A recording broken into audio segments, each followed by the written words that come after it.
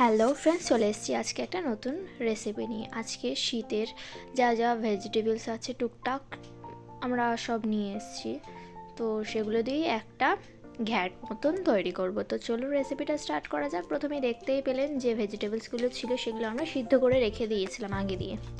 তারপর কড়াইতে শুকনো লঙ্কা আর তেজপাতা জিরে ফোড়ন দিয়ে নিয়ে নেব।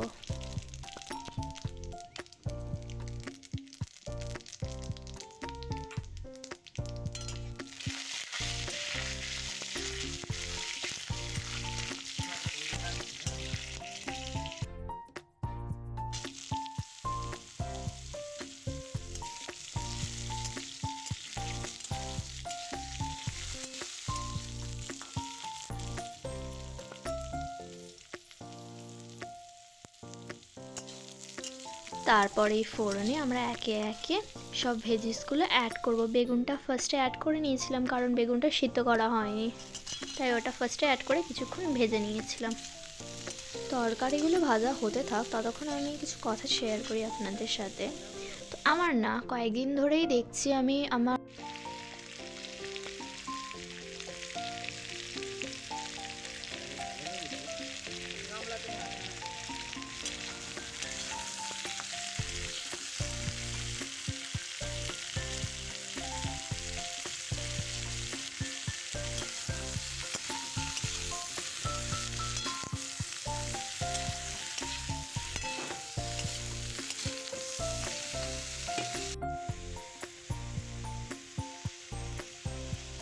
তো এই মাইনাস হওয়াটা আটকানোর জন্য প্লিজ আপনারা সবাই ফুল ওয়াচ করবেন ভিডিওগুলো, তাহলে এই মাইনাসটা আর হবে না। আর এখানে কিন্তু কথা বলতে বলতে মশলাটা আমি দিয়ে দিয়েছি। মশলাটা হচ্ছে গিয়ে কাঁচা লঙ্কা বাটা জিরে বাটা দিয়েছি, আর একটু আগে কিন্তু এটাতে আমি হলুদ গুঁড়ো আর লবণও দিয়ে নিয়েছিলাম।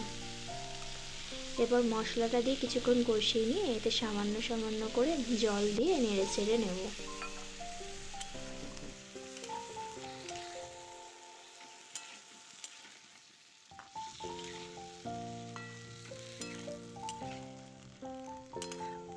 5 থেকে 10 মিনিট মতন টানিয়ে নিলেই হয়ে যাবে।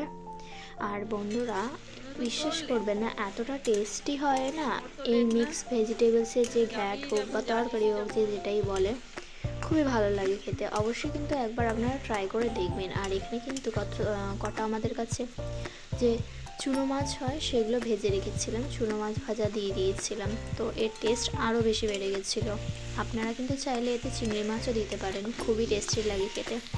আর অবশ্যই কিন্তু একবার এই রেসিপিটা ট্রাই করে দেখবেন, খুবই ভালো লাগবে।